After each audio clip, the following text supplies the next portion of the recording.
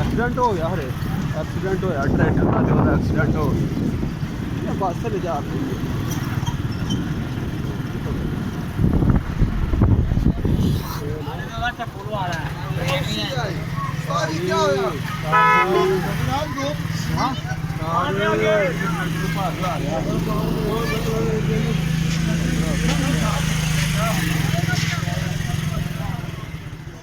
चलो जान तो बन गई है बाबा।